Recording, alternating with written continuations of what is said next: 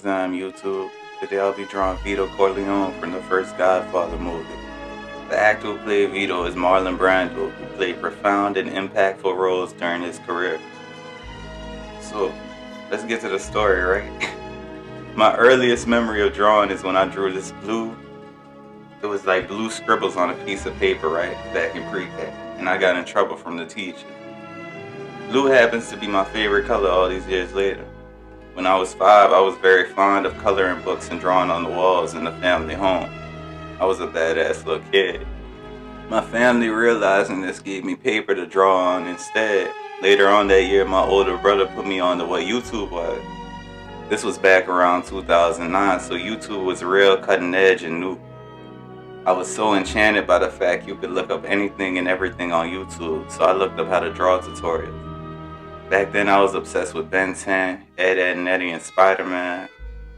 Also, Avatar: The Last Airbender. So I looked up tutorials on how to draw these characters from these shows. I also had an obsession with guns in Call of Duty, so I used to look up how to make paper guns that would actually shoot paper bullets. Like, I was kind of crazy. Until middle school, I would just doodle on my papers and make my own characters in my notebooks when I was bored. And I used to draw on my shoes too.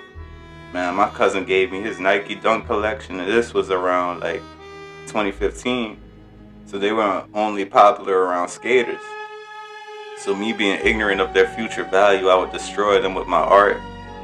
I threw away Dunks that would have been valued at least $10,000 today, I swear.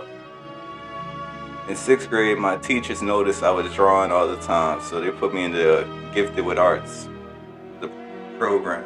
For the life of me, I can't remember my first art teacher's name. She was such a sweet lady. She taught me how to use watercolors, and she encouraged me to do portraits of people. In 7th and 8th grade, my new art teacher named Richard Thomas taught me how to use acrylics, and he helped me perfect this painting of Tupac I did in 2017. I took his summer camp program where he taught me about the fundamentals of art, and he introduced me to famous artists through films like Big Eyes. Between then and 10th grade, I fell out of love with art and started doing other things trying to find myself. During COVID, I got back consistent with my art and did a prolific amount of paintings of celebrities. I didn't understand anatomy like I do now, so certain areas in my portraits back then were off and unproportionate. During my senior year, I really got worked up about being a professional artist, so I made a website, I applied for grants, and I did a few exhibitions that year too. I got a job at the High Museum, which was cool for getting to see other artists' work at scale. Hard work paid off though, because I earned a scholarship to my dream school at the time, SAIC.